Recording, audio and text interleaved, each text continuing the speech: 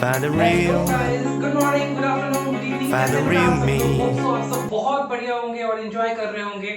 आप सब अपनी स्टडीज को एंजॉय कर रहे होंगे और थोड़े से ब्रेक के बाद मैं फिर आपके पास में हाजिर हो गया हूँ। एक दो दिन मैं क्लासेस नहीं ले पाया बिकॉज मैं थोड़ा सा बिजी हो गया था। तो चलिए हम लोग स्टार्ट करते हैं अब आगे। आज नया एक प्रोसीजर हम लोगों को स्टार्ट करना है एडमिशन का, और एडमिशन में हम लोगों को एक चीज देखनी है जो कि है preparation of memorandum revaluation account. ठीक है, दो ये टॉपिक जो है बेटा वो नॉन इवैल्यूएटिव टॉपिक है। आपका इस टॉपिक से कोई भी इवैल्यूएशन नहीं होगा, मतलब बोर्ड आपको इस टॉपिक से कोई क्वेश्चन नहीं पूछने वाला है। लेकिन तभी भी हम लोगों के लिए ये जरूरी है कि हम लोग एक बार इस टॉपिक को देख ले, बिकॉज ये टॉपिक बहुत नेसेसरी है आपको समझने के लिए। ठीक है, non evaluative but a necessary topic in the discussion of admission of a partner. And after this discussion we are going to have the discussion of adjustment of capital account in the partner, which is the last step in the admission वाला chapter आपका। ठीक है, तो उससे पहले हम लोग ये मेमोरेंडम रिवैल्यूएशन अकाउंट समझ लेते हैं कि ये मेमोरेंडम रिवैल्यूएशन अकाउंट कब बनाया जाता है और क्यों बनाया जाता है। ठीक है, तो सबसे पहले नंबर 1, ये मेमोरेंडम रिवैल्यूएशन अकाउंट तब बनाया जाएगा बेटा when the value of assets and liabilities are not to be changed in the new balance sheet। जब आप एसेट्स और लायबिलिटीज की वैल्यूज न्यू बैलेंस शीट में चेंज नहीं करने वाले होते हैं, मतलब रिवैल्यूएशन के बावजूद भी एसेट्स एंड लायबिलिटीज का बैलेंस न्यू बैलेंस शीट में चेंज होने वाला नहीं है। आप बोलेंगे सर ये कंसेप्ट तो आप ऑलरेडी पढ़ा चुके हैं कि इस कंसेप्ट में जब हम अपनी वैल्यूज चेंज नहीं करते हैं तो बेटा हम याद करना जरा, हम लोगों ने क्या पढ़ा था। हम लोगों ने ये पढ़ा था कि सर अगर हम लोगों को रिवैल्यूड अमाउंट पे एसेट्स एंड लायबिलिटीज को अपनी बुक्स ऑफ अकाउंट्स में नहीं लिखना होता है, तो जो भी रिवैल्यूएशन का नेट एडजस्टमेंट होता है, नेट एडजस्टमेंट मतलब जितना इंक्रीज और डिक्रीज रिवैल्यूएशन का होता है उसको हम लोग गेनिंग एंड सैक्रिफाइसिंग रेशियो में डिस्ट्रीब्यूट करके आगे बढ़ जाते हैं, और बैलेंस शीट में जो एसेट्स एंड लायबिलिटीज होती हैं वो ओल्ड वैल्यूज पे ही आती हैं। जी बेटा, हमने ये बातें change in profit sharing ratio में भी पढ़ी है और ये बातें हमने एडमिशन ऑफ पार्टनर में भी पढ़ी है कि ऐसे केस में हम लोग कोई भी बैलेंस शीट पे जब इफेक्ट नहीं दिखाना होगा तो हम लोग रिवैल्यूएशन अकाउंट नहीं बनाएंगे। यहां भी इसी चीज को करने का एक दूसरा तरीका है with the help of memorandum revaluation account, और वो भी मेमोरेंडम रिवैल्यूएशन अकाउंट बना के हम लोगों को नहीं पढ़ना है, हम लोगों को सिर्फ इसकी रिस्पेक्टिव जर्नल एंट्रीज पढ़ लेनी है। तो कैसे होता है स्टेप देखिएगा, बहुत आसान स्टेप होने वाला है। कब होता है, कब रिवैल्यूएशन अकाउंट मेमोरेंडम बनाना पड़ता है, जब हमें वैल्यू ऑफ एसेट्स लायबिलिटीज को चेंज करके नई बैलेंस शीट में नहीं दिखाना होता, मतलब रिवैल्यूड अमाउंट पे हम एसेट्स एंड लायबिलिटीज को नहीं शो करने वाले हैं, हम ओल्ड अमाउंट पे ही एसेट्स एंड लायबिलिटीज की वैल्यू को चेंज करने वाले हैं। और कैसे करेंगे, तो बहुत इजी है। First of all pass journal entries as it would have been passed in case of normal revaluation। मतलब जर्नल एंट्री को उस तरीके से पास कर दीजिए जैसा कि वो नॉर्मल रिवैल्यूएशन में पास किया जाता था। बस आपको रिवैल्यूएशन के जगह पे कौन सा अकाउंट यूज करना है, use memorandum revaluation account at all places instead of revaluation account. Revaluation account journal entry में लिखने की बजाय जगह जगह आपको मेमोरेंडम रिवैल्यूएशन अकाउंट लिखना पड़ेगा। जैसे increase in the value of assets, sundry assets account debit to revaluation account ना लिख करके यहां पे क्या लिखेंगे, to memorandum revaluation account. Decrease in the value of liability, sundry liabilities account debit to revaluation account ना लिख करके क्या लिखेंगे, मेमोरेंडम रिवैल्यूएशन अकाउंट। ठीक है, तो इस तरीके से रिवैल्यूएशन अकाउंट को रिप्लेस कर दीजिए मेमोरेंडम रिवैल्यूएशन अकाउंट से, ऐसा कीजिए, जर्नल एंट्री पास कीजिए एंड प्रॉफिट और लॉस जो भी होगा as usual distribute it between old partners in old ratio. तो यहां तक कोई दिक्कत आ गई क्या? कोई दिक्कत नहीं आई है सर। जैसे टकाटक हम लोग रिवैल्यूएशन अकाउंट बनाते थे वैसे ही रिवैल्यूएशन अकाउंट बनाएंगे, और जब लास्ट में मैं आपको बताऊंगा ना तो आप समझेंगे कि सर जो पहले ट्रीटमेंट कर रहे थे ना वही ट्रीटमेंट हुआ है, बाकी तो कुछ हुआ ही नहीं है। इतना तक समझ में आ गया? ठीक है कि भाई आप जर्नल एंट्री पास कर दो, रिवैल्यूएशन अकाउंट की जगह मेमोरेंडम रिवैल्यूएशन अकाउंट सब जगह लिख दो जहां रिवैल्यूएशन लिख रहे थे। Asset liability increase decrease profit loss जैसे रिवैल्यूएशन का एंट्री करते थे वैसे ही रिवैल्यूएशन का एंट्री करो, बस एंट्री की जगह रिवैल्यूएशन अकाउंट ना लिख करके क्या लिख देना, मेमोरेंडम रिवैल्यूएशन अकाउंट लिख देना। होप सो यहां तक की बात तो समझ में आ गई होगी। आ गई है सर? बिल्कुल अच्छे से आ गई है। तो अगर आ गई है बेटा तो अब नेक्स्ट स्टेप देखो, और नेक्स्ट स्टेप में क्या करो, नेक्स्ट स्टेप में reverse all the entries, reverse all the entries, सारी एंट्री को बेटा क्या कर दो, रिवर्स कर दो। रिवर्स ऑल द एंट्रीज, सारी एंट्री को रिवर्स कर दो। मतलब सर, मतलब वो भी एंट्री रिवर्स कर दो जिसमें तुमने रिवैल्यूएशन को क्रेडिट किया था, वो भी एंट्री रिवर्स कर दो जिसमें तुमने रिवैल्यूएशन को डेबिट किया था, वो भी एंट्री रिवर्स कर दो जिसमें तुमने प्रॉफिट को डिस्ट्रीब्यूट किया था या लॉस को डिस्ट्रीब्यूट किया था। किसके बीच में? तो हाँ जी, पार्टनर्स के बीच में। बट यहां पे एक बात ध्यान रखना, मैंने क्या लिखा, रिवर्स ऑल द एंट्रीज, मैं यहां लिख रहा हूं इंक्लूडिंग द प्रॉफिट और लॉस डिस्ट्रीब्यूशन एंट्रीज, सारी एंट्री को रिवर्स कर दो। अगर हमारे पास में प्रॉफिट हुआ था तो हमने एंट्री क्या करी होगी, memorandum revaluation account debit to partners capital in their old ratio. Reverse सारी एंट्री मारनी है, बस एक एंट्री जो प्रॉफिट और लॉस की डिस्ट्रीब्यूशन एंट्री जिस टाइम रिवर्स मारोगे उस पे स्टार कर लेना, उस पे स्टार कर लेना, और स्टार करके क्या लिखना वो मैं तुम्हें बता रहा हूं। ये सारी बातें अगर नहीं समझ आ रही तो एक बार लिख लो, मैं सारी बातें तुम्हें क्लियर समझाऊंगा, ठीक है, एक एग्जांपल के थ्रू। लास्ट में मैंने क्या बोला, जो प्रॉफिट या लॉस की रिवर्सल एंट्री करोगे, रिवर्सल एंट्री, उस केस में न्यू रेशियो यूज करना एंड ऑल्सो न्यू पार्टनर का अकाउंट भी यूज करना, बस यही एक नई चीज है। एग्जांपल से और क्लियर होगा। मैंने बोला नॉर्मल रिवैल्यूएशन की एंट्री करो, जहां रिवैल्यूएशन डेबिट होता है उसको डेबिट करो, जहां क्रेडिट होता है वहां क्रेडिट करो, बस रिवैल्यूएशन की जगह यूज करना मेमोरेंडम रिवैल्यूएशन अकाउंट। प्रॉफिट आया डिस्ट्रीब्यूट कर दो, लॉस आया डिस्ट्रीब्यूट कर दो, जैसे करते थे वैसे ही कर दो डिस्ट्रीब्यूट, ठीक है। आपने बोला जी सर बिल्कुल ठीक है। अब मैं क्या कह रहा हूं, अब मैं कह रहा हूं कि बेटा जितनी एंट्री ऊपर पास करी है ना सब एंट्री को रिवर्स मार दो।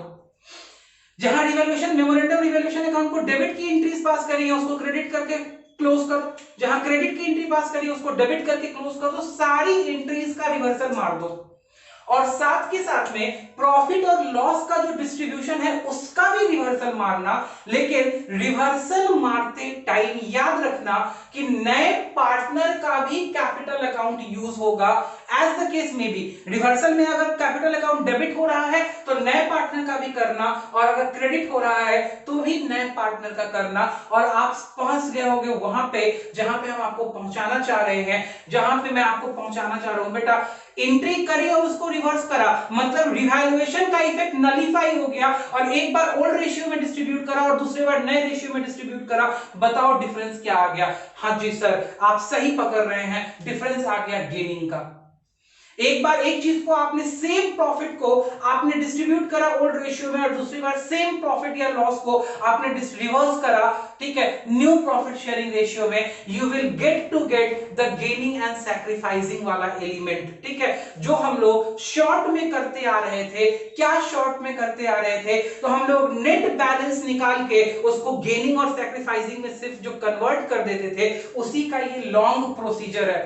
मेमोरेंडम रिवैल्यूएशन अकाउंट बनाना। ठीक है, तो इतना नोट करो। हम लोग एक एग्जांपल के थ्रू इसको देखते हैं, एक आपको क्वेश्चन बना के सॉल्व करके दिखाते हैं और तब आपको समझ में आएगा कि एग्जैक्टली क्या हुआ है और क्या हो रहा है। ठीक है, इसको नोट करो, वीडियो को पॉज करके इसको नोट करो। 2 मिनट में हम लोग क्वेश्चंस के थ्रू इसको डिस्कस करते हैं।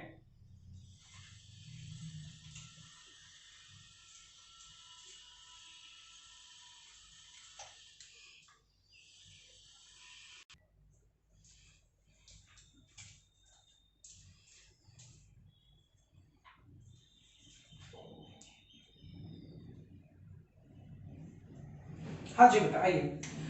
तो हम क्या देख रहे हैं, हमने एक एग्जांपल ले लिया है। देखिए इस एग्जांपल को मैं आपको सॉल्व करके बताता हूं। बोलता है एबीसी 3 इक्वल पार्टनर है, इनका प्रॉफिट शेयरिंग रेशियो 1:1:1 है। ठीक है, बोलता है D is admitted for 1/4 share, following is the balances given for the stock, furniture, debtors and building. आपको वही बैलेंसेस मैंने दिए हैं जो बैलेंसेस की यहाँ पे जरूरत थी, जिनकी जरूरत नहीं थी वो बैलेंसेस मैंने नहीं दिया है। ठीक है, आगे बोलता है stock and furniture reduced by 10%, a provision of 5% is to be created on the doubtful debts, a liability of 1080 be created for the dishonored bill, and the value of building undervalued by rupees 8500। बोलते तो value of assets and liabilities, इसलिए मैंने इसको दूसरे colour से लिखा है। The value of assets and liabilities are not to be altered past journal entries. बहुत इंपॉर्टेंट बात है, are not to be altered, इस बात पे आपका फोकस जाना चाहिए। ठीक है, यहाँ पे क्या लिखा हुआ है, are not to be altered, मतलब ये अल्टर नहीं किया जाना है। दैट मींस दैट आपको रिवैल्यूड बैलेंसेस अपने बैलेंस शीट के अंदर नहीं लेना है। ठीक है, तो इसके लिए हम लोग मेमोरेंडम कैसे बनाएंगे, मेमोरेंडम एंट्रीज कैसे पास करेंगे, आइए हम लोग देखते हैं। तो सबसे पहली एंट्री उठाते हैं, यहाँ पे स्टॉक एंड फर्नीचर में रिड्यूस्ड बाय 10%। ठीक है, इनको रिड्यूस करना है आपको 10% से। तो एंट्री क्या हो जाएगी, जब भी आप रिड्यूस करेंगे एसेट्स को, आपका रिवैल्यूएशन लॉस होगा, तो एंट्री हो जाएगी रिवैल्यूएशन अकाउंट डेबिट। तो यहाँ पे रिवैल्यूएशन अकाउंट आप लिखेंगे, हमेशा आप गलती से रिवैल्यूएशन अकाउंट लिख देंगे। तो बेटा देखिए मैंने भी यहाँ गलती करके आपको दिखाई है, मैंने रिवैल्यूएशन अकाउंट लिखा है और फिर इसको मैंने रब किया है। और अब मैं यहाँ पे आपको बता रहा हूं कि आपको रिवैल्यूएशन नहीं लिखना है, आपको क्या लिखना है, आपको लिखना है memorandum revaluation account debit to stock account and to, साथ में देखते हैं और किस चीज का वैल्यू रिड्यूस हो रहा है, फर्नीचर अकाउंट। ठीक है, दोनों का बैलेंस देख लेते हैं, कितना कितना रिड्यूस करना है, 10%। स्टॉक 10% से रिड्यूस होगा तो 1140 1140 रुपए से, और फर्नीचर अगर 10% से रिड्यूस होगा तो 240 रुपए से। तो ये कितना वैल्यू आ जाएगा, 1380, 1380। ये आपकी पहली वैल्यू आ गई। होप सो आपको ये पहली एंट्री समझ में आ गई होगी। दूसरी एंट्री कुछ नहीं है, सेम एंट्री है जैसे आप रिवैल्यूएशन करते थे, वहां पे मेमोरेंडम रिवैल्यूएशन आपको कर देना है। सेकंड एंट्री है a provision of 5% to be created on the doubtful debts. जब आप प्रोविजन बनाएंगे तो फिर ये आपके लिए क्या है, लॉस है। Memorandum revaluation account debit. ठीक है, to provision for bad debt account.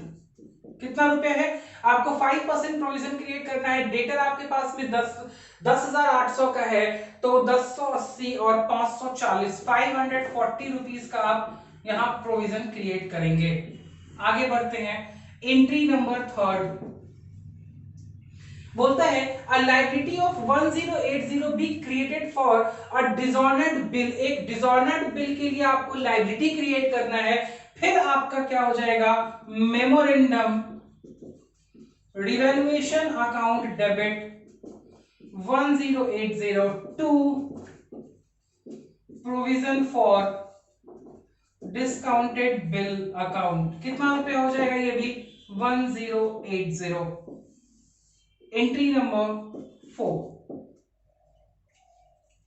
4th entry क्या कहती है, value of the building under valued by 8500। Building की वैल्यू अंडर वैल्यू है 8500 से। ठीक है, तो यहां पे आपको बिल्डिंग की वैल्यू के साथ में काम करना है। तो आप पहले इन तीनों एंट्रीज को देखिए और समझिए कि आपको ये एंट्रीज समझ में आई है या नहीं समझ में आई है। होप सो आपको ये सारी एंट्रीज समझ में आ गई होंगी। आप 1 मिनट के लिए इन सारी एंट्रीज को क्या कर लीजिए बेटा, अपने पास में रिकॉर्ड कर लीजिए। सारी एंट्रीज को आप अपने पास में रिकॉर्ड कर लीजिए। ठीक है, चलिए अब हम लोग देखते हैं कि बिल्डिंग की वैल्यू जो अंडर वैल्यू हो गई थी, तो उसको अब हम लोगों को वैल्यूएशन क्या करना है, उसका बढ़ाना है। वो अंडर वैल्यूड है 8500 रुपए से, तो क्या एंट्री होगी, तो एंट्री होगी building account debit 8500 to memorandum revaluation account 8500। Hope so आपको यहां तक ये चीजें समझ में आ गई होंगी। तो अब यहाँ पे हमारे पास में सारी एंट्रीज हो गई हैं। अब हमें देखना है कि प्रॉफिट है या लॉस है। तो देखते हैं, हमारे पास में मेमोरेंडम रिवैल्यूएशन डेबिट हुआ है, यहाँ भी मेमोरेंडम रिवैल्यूएशन डेबिट हुआ है और यहाँ भी डेबिट हुआ है, लेकिन यहाँ क्रेडिट हुआ है। तो हम सबसे पहले देख लेते हैं डेबिट के कितने बैलेंसेस हैं। तो 1380, 540 और 1080। 0 8 8 16 4 20 के 0 हाथ में 2, 5 3 8 2 10 के 0 हाथ में 1 1 1 2 1 3000। ये 3000 रुपीज मेरा बैलेंस आता है जो कि डेबिट का बैलेंस है। एक बार देख लेते हैं 0 8 8 16 4 20 के 0 हाथ में कैरी 2, 5 8 2 10 के 0 हाथ में कैरी 1 1 1 2 1 3 3000 और 8500। तो मेरे पास में जो प्रॉफिट आएगा वो प्रॉफिट आएगा 8500 minus 3000 and that will be 5500। आप ऐसे भी निकाल सकते हैं, आप चाहे मेमोरेंडम रिवैल्यूएशन का अकाउंट बना लीजिए, अकाउंट बना के भी निकाल सकते हैं, आप यहीं पे कैलकुलेशन करके निकाल सकते हैं। सारे डेबिट्स को जोड़ दीजिए, क्रेडिट में से माइनस कर दीजिए, आपका प्रॉफिट आ जाएगा। तो जैसे ही आपका प्रॉफिट आ जाएगा, पास द एंट्री। क्या एंट्री पास करोगे, तो एंट्री हो जाएगी मेमोरेंडम रिवैल्यूएशन अकाउंट डेबिट। कितने रुपए से हो जाएगा, तो जो प्रॉफिट है वो डेबिट कर दो यहां पे, क्योंकि वो डिस्ट्रीब्यूट हो रहा है। और किसके बीच में डिस्ट्रीब्यूट होगा, तो to A's capital, to B's capital and to C's capital account. ठीक है, किस रेशियो में डिस्ट्रीब्यूट करोगे, तो 5500 इंटू 1/3 एंड सेम 5500 इंटू 1/3। आप बैलेंस निकाल लीजिएगा कितना बैलेंस आएगा। ये बैलेंस समथिंग आएगा 3 1 जा 3, 3 8 जा 24 समथिंग ये आएगा 1833 रुपए के करीब में ये बैलेंस आएगा। ठीक है, तो आप इसको चेक कर लीजिएगा, यही बैलेंस आएगा आपका तीनों के कैपिटल अकाउंट का। ये अभी जो हमने जर्नल एंट्री करी है बेटा, ठीक है, ये जर्नल एंट्रीज अभी one part of the solution है, जहां मैंने सारी एंट्रीज प्रॉपर करी हैं जैसे एंट्रीज की जाती हैं। ठीक है, तो इसको 1 मिनट आप क्या कीजिएगा, 1 मिनट इस एंट्री को आप रुक करके सारी एंट्रीज को अपने पास में रिकॉर्ड कीजिएगा, because we are now going to cancel each of the entry. हम सारी एंट्रीज को क्या करेंगे बेटा, कैंसिल करेंगे। और मैं सारी एंट्रीज कैंसिल करके नहीं दिखाऊंगा, मैं सिर्फ ये वाली एंट्री आपको कैंसिल करके दिखाऊंगा, लास्ट एंट्री, बिकॉज बाकी सारी एंट्रीज आप बेटा कैंसिल कर लोगे, आप इतने स्मार्ट हो अब। ठीक है, मैं बता देता हूं कैसे कैंसिल होगा, वो मैं बता देता हूं। पहली एंट्री कैसे कैंसिल करोगे, एंट्री नंबर 1 को कैंसिल करने के लिए क्या करना पड़ेगा, furniture account debit, stock account debit to memorandum revaluation 1380 रुपए से। डन, हाँ जी सर डन। तो वो कौन सी एंट्री हो जाएगी, एंट्री नंबर हो जाएगी वो 6th। Entry number 7th, provision for bad debt account debit to memorandum revaluation account. Entry number 8th। Entry number 9th, provision for discounted bill account debit to memorandum revaluation account 1080। Entry number 9th। Entry number 10th, memorandum revaluation account debit to building account, how much, 8500।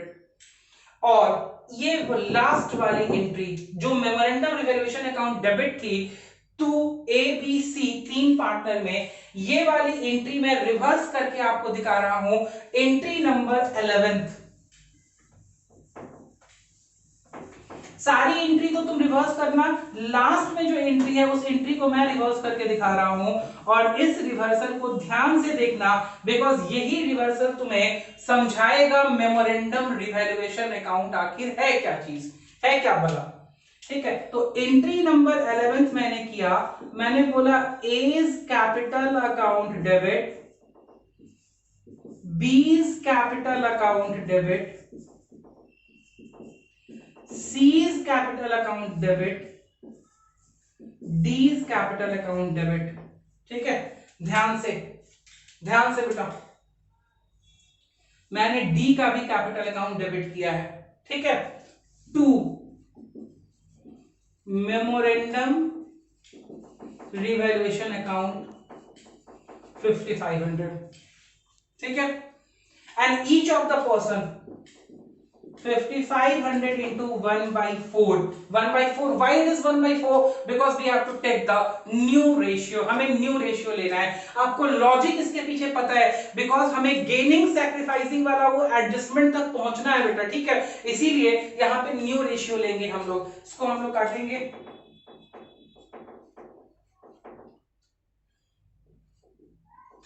1375।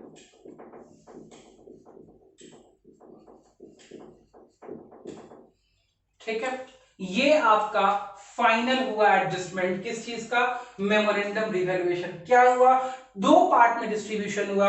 First of all, in the first part what we have to do, we have to simply pass on the revaluation account entries, instead we have to use the memorandum revaluation account, and after that in the next segment we have to reverse each and every entry, keeping in mind that the profit or the loss distribution entry will be now redistributed among all the partners, even the new partner will be included in that, and the ratio will be the new profit sharing ratio instead of the old profit sharing ratio. Keep it in mind, this is the very important part under the memorandum revaluation account, in order to reach the segment and the situation where the net revaluation balances are to be transferred in the case of gaining and sacrificing share। वही वाली बात होगी, अगर आप पहले वाले distribution और इस वाले डिस्ट्रीब्यूशन को देखोगे और उन दोनों का इफेक्ट मैच कराओगे तो आपको यही इफेक्ट आ जाएगा जो इफेक्ट उस टाइम में आ रहा था। मतलब एंट्री नंबर 4 और एंट्री नंबर 11 जो एंट्री नंबर 5 और एंट्री नंबर 11 जो आपका है, ठीक है, उन दोनों का डेबिट क्रेडिट अगर मैच कराओगे तो ध्यान देना, वहां भी 5500 रुपए को ओल्ड प्रॉफिट शेयरिंग रेशियो में डिस्ट्रीब्यूट किया था तुमने, और यहां उसको तुमने न्यू प्रॉफिट शेयरिंग रेशियो में रिवर्स किया, तो मेमोरेंडम रिवैल्यूएशन अकाउंट तो एक दूसरे से कट आउट हो गया। वहां मेमोरेंडम रिवैल्यूएशन डेबिट था, चेक करो एंट्री अपनी कॉपी में, जो तुमने एंट्री नंबर कितनी करी थी, 5th नंबर जो तुमने एंट्री करी थी कॉपी में, उसको चेक करो, वहां मेमोरेंडम रिवैल्यूएशन अकाउंट का बैलेंस तुमने 5500 डेबिट किया था, यहां क्रेडिट किया है, तो वो दोनों तो एक दूसरे से नलिफाई हो गया, और वहां कुछ कैपिटल अकाउंट डेबिट थे और कुछ यहां कैपिटल अकाउंट, वहां कैपिटल अकाउंट क्रेडिट थे, यहां कैपिटल अकाउंट डेबिट है, चेक करके देख लो, तुम वहीं पहुंचोगे जहां तुम्हें पहुंचना था। मतलब गेनिंग और सैक्रिफाइसिंग के इफेक्ट पे जो हम पहले ही पढ़ चुके हैं कि हम नेट बैलेंसेस उठा के गेनिंग और सैक्रिफाइसिंग का इफेक्ट निकाल लेते हैं, उसी को निकालने और करने का ये एक दूसरा मेथड है जिसका नाम हमने मेमोरेंडम रिवैल्यूएशन अकाउंट रखा है। होप सो आपको ये चीज समझ में आ गई होगी। अगर आपको ये चीज समझ में आ गई है तो एक क्वेश्चन इससे रिलेटेड है टीएस गरेवाल के अंदर, ठीक है, उसको बना चाहिए, बिकॉज ये पोर्शन वहीं इंक्लूड किया गया था और किसी प्रैक्टिस बुक में मेरे हिसाब से इंक्लूड नहीं किया गया है, तो आप उस क्वेश्चन को वहां से बना जाइए। That is illustration number 43 of TS Grewal admission of the partners chapter. ठीक है, इसको कंप्लीट कीजिए और उसके बाद मेमोरेंडम वाला आपका चक्कर जो है वो खत्म हो गया। आपने वो पार्ट भी डिस्कस कर लिया जो पार्ट आपके सिलेबस से बाहर था, हमने वो डिस्कस कर लिया है। ठीक है बेटा, चलिए, तो नेक्स्ट वीडियो जो हमारी आएगी, वो नेक्स्ट वीडियो जो रहेगी वो वीडियो होगी हमारी adjustment of capital under the case of admission of partner. तो लगातार धमाल कमाल वीडियोस के लिए हमारे साथ में बने रहिए और हमारे वीडियोस को आप ज्यादा से ज्यादा अपने फ्रेंड्स के साथ में शेयर कीजिए। द बेसिक्स क्लासेस के पेज को लाइक, शेयर और सब्सक्राइब कीजिए। घर में रहिए, सुरक्षित रहिए, स्वस्थ रहिए और नए वीडियो का वेट करते रहिए। ठीक है बेटा, till the next video comes, stay live, stay tuned and bye bye.